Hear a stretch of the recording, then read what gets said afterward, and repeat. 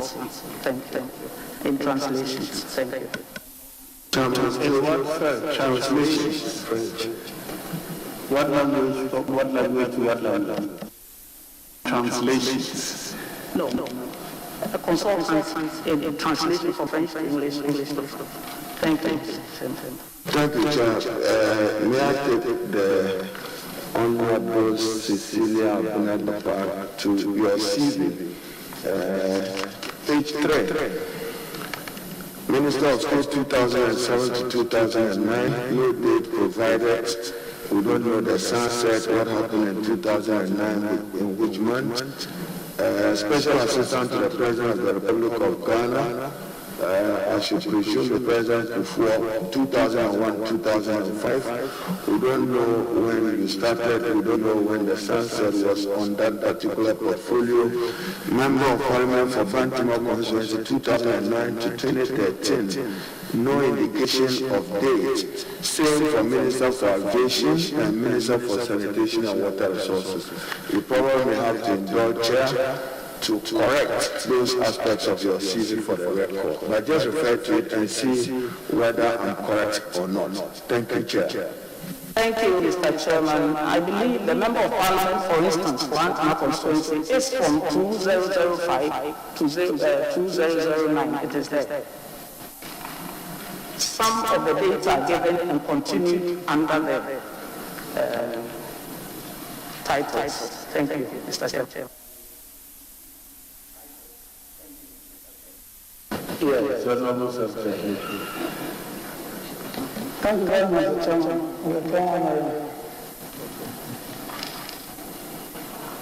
On April 24, 2017, His Excellency the President of the Republic promised to make Accra the cleanest city in Africa. Almost 4 years into this promise, Honorable, can you say that Accra today is the cleanest city in Africa? Mr. Chairman, Accra is on course to become the cleanest city that the President gave in absolute terms. I think we are on course, looking at what we started doing and what I continue for my colleague. Thank you.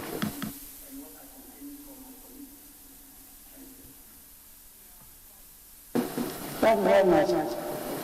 Mr. Chairman, can there a lot of work, and we know that when you start a process, it takes time to yield results. There are low-hanging fruits like the initiative we took to provide bins so that people can put their litter in. That is one. And most important of all, we've also, through the Gamma project, provided 33,000 household toilets. That is also part of the cleaning or cleanliness process that we have undertaken. We also have another project, the garage project, that is coming on to make sure the dump sites are covered, and then most importantly, the Odor River is also worked on. We also have the gas slip project that is also taking care of the vulnerable areas and the unplanned settlements to give them, again, about 5,000 places of convenience, and also to help in the removal of their waste. So apart from the franchises given by the MLDs to local contractors to work here, I believe we see a marked change. Thank you. Thank you, Mr. Chairman. Mr. Chairman, in 2016, the total urban and rural water coverage were 75% respectively.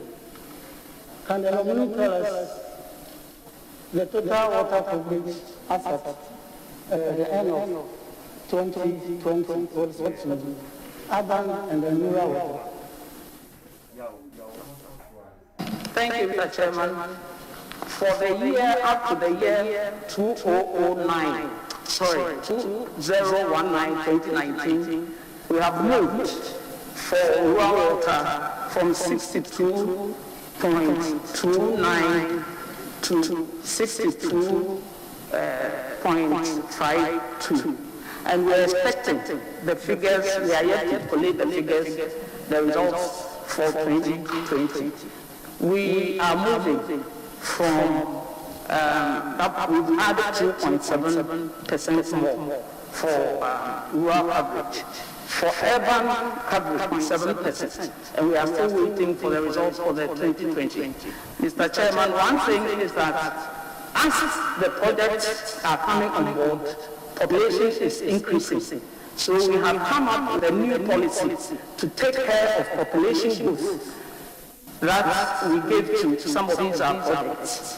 Because, for instance, the Tamale project, for instance, is geared to the year 2040 to take care of the population growth. Thank you, Mr. Chairman. Chairman, just follow up there. When you say Tamale project, are you talking about Tamale Sanitation project? And related to what Honorable Sansinahi asked, establishment of National Sanitation Authority and your pledge to establish a National Sanitation Fund. What is the status of that? But clarify Tamale for me first, and I know what project you are undertaking there. Thank you, Mr. Chairman. I'm talking about the new Tamale water project. That is going to increase water supply from 45,000 cubic meters to 135,000 cubic meters. And on the Sanitation Authority, we are proposing, we are yet to finalize work on it, we are proposing that there should be a sanitation fund, either supplied by GOG or through a sanitation levy, so that we will be well equipped financially to take care of the gap in the financing of sanitation in this country. Thank you, Mr. Chairman. Chairman, still a follow-up. Has the Tamale water project commenced, to the best of your knowledge? I see them carrying, they used to call them the Kufua yellow cans, forgive my language. I see it all around. I was in Tamale yesterday before coming, and has work commenced on the Tamale water expansion project. Thank you. Thank you, Mr. Chairman. Yes, you might be right, Honorable Chair, that people will carry these yellow cans. It is because in the dry season, the intake at gallon gets dry, so people unfortunately have to go around and look for water. But to answer the second part of the question, Mr. Chairman, yes, the contractors have been on the site, or they've gone to the site to do the geological surveys and the seismic studies. So I think the development phase is going on. Thank you, Mr. Chairman. Thank you, Chairman. Mr. Chairman. You have asked for 3 questions already. No.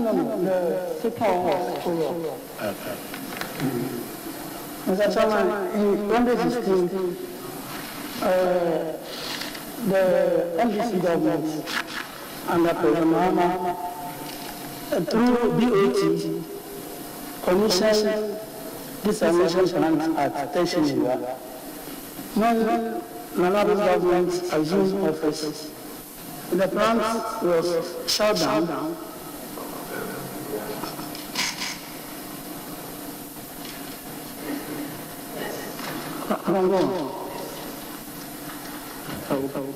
Can you speak into the mic? Now, Mr. Chairman, what I'm saying is that in 2016, under the previous government, through DOT, we commissioned the desalination plant at Teshi. When the NPP government assumed office, it was shut down at a point. Recently, when there was a lockdown as a result of COVID-19, we read in the news that they asked the operators to open the facility. I just want to find out from Honorable Minister the status of the desalination plant as we speak. Thank you, Mr. Chairman. Indeed, it is true. The desalination plant was commissioned in 2016 and is supposed to produce 60,000 cubic meters. Currently, it's producing 50,000 cubic meters of water, and it's being pushed into the system. Thank you, Mr. Chairman. Thank you, Honorable. Thank you very much, Mr. Chairman. Congratulations to the Honorable nominee.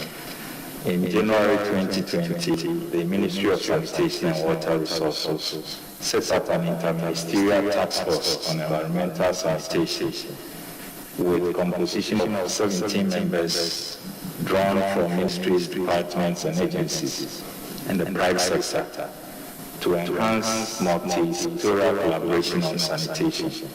Can you share with us what the task force has been able to do to improve our sanitation conditions?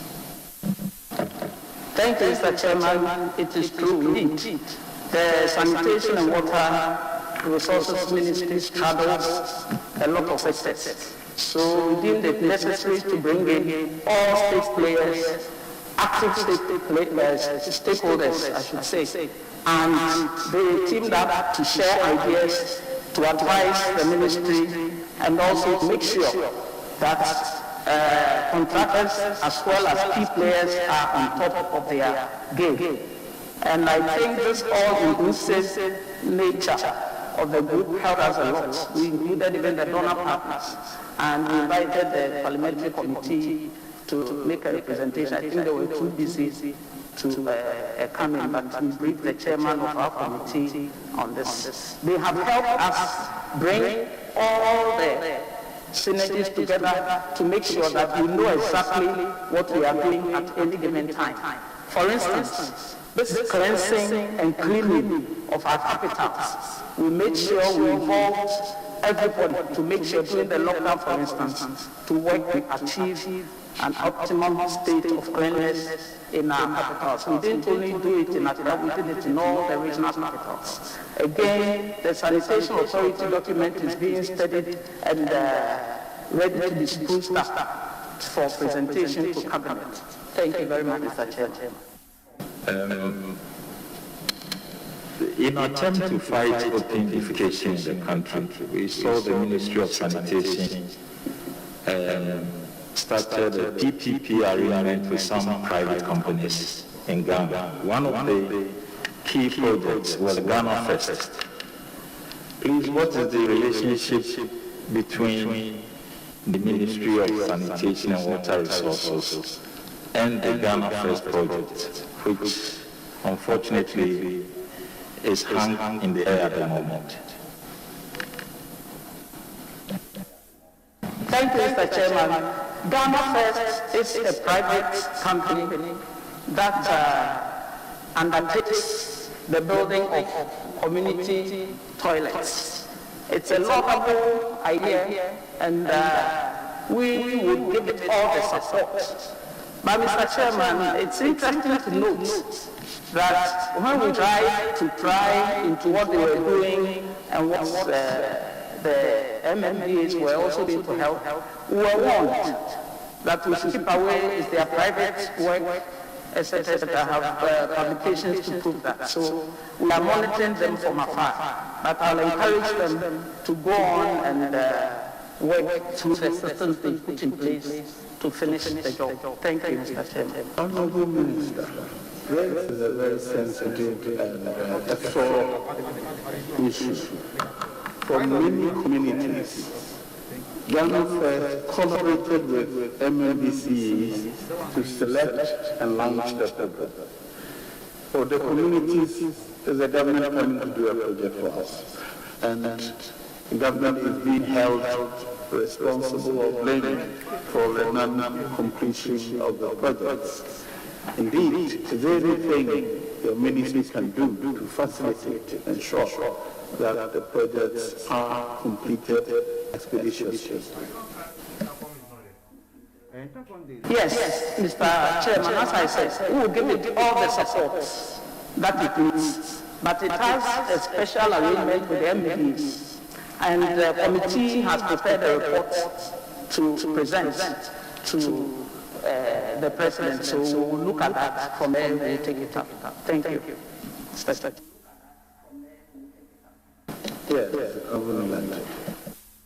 Thank you very much, Mr. Chairman. Madam, throughout your presentation, you talked about sanitation, you talked about sanitation, you talked about water. Technically, and within the international accepted scope, what is sanitation? Thank you, Mr. Chairman. In essence, sanitation is simply cleanliness and hygiene. And I always say that I prefer the French word for sanitation, which is assainissement.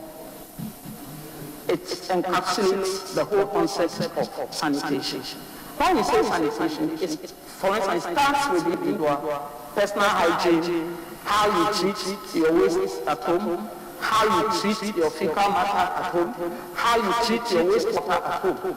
Then we transport that into the communities. That's where the MDAs come in. And then the long term is the national interventions that are needed.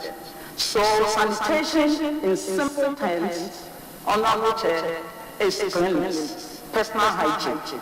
And then I also will add that sanitation is what gives us dignity as a people. That is why it's so important to talk about sanitation transparently and without bias. Thank you, Mr. Chair. So you agree that, principally speaking, if you are looking at our ministry, it's taking of water resources, sanitation, and not waste management. Is that what it looks like? Mr. Chairman, please come again. I'm saying, so principally speaking, if I should break down your ministry into the various sectors, we are talking about water resources, we are talking about sanitation, and we are talking about waste management. Mr. Chairman, waste management is embedded in sanitation. Solid waste management and liquid waste management, they are embedded in sanitation. Thank you, Mr. Chair. How many districts in the country have no set-state MTS? Mr. Chairman, I don't have the figure. I can find out and come back. Thank you, Mr. Chairman. But are you aware that there are some districts that do not have set-state MTS? It is very, very possible. So what are you going to do to ensure that these districts get set-state MTS? Mr. Chairman, I can, for now, say that the authority, sanitation authority, will address the fecal management matter in the. The Chairman, another disturbing issue that I want my minister to look at, going around the country, I can say on authority that 50% of MMDs don't have anything they can call engineered liquid waste sites. What are we going to do to make sure that these assemblies stop dumping liquid waste anywhere within the community and in people's farms? Thank you, Mr. Chairman. I believe the question is two parts. Liquid waste being disposed of indiscriminately, and then I'll add solid waste as well, being also indiscriminately. That has been addressed. We've engaged the MMDs to make sure that at least they themselves to put in their waste. And we are lucky, and we've done our analysis to know that in the rural areas, 85%, almost 85% of the waste is organic. And that can be put in these cells to mature and disintegrate, and they can form compost. When they take out those that cannot be recycled naturally, I should say. With regard to the fecal matter or liquid waste. The answer is what we are trying to do to address the open defecation issue. Hence the building of 125,000 household toilets. And we have 5,498 communities that have been declared open defecation free. We have the whole list available. So now, your observation shows concern and is being addressed. I will be very happy if we can build about 1 million household toilets. And we have various types of toilets for various settlements. And this is what we carried out to do. Thank you, Mr. Chairman.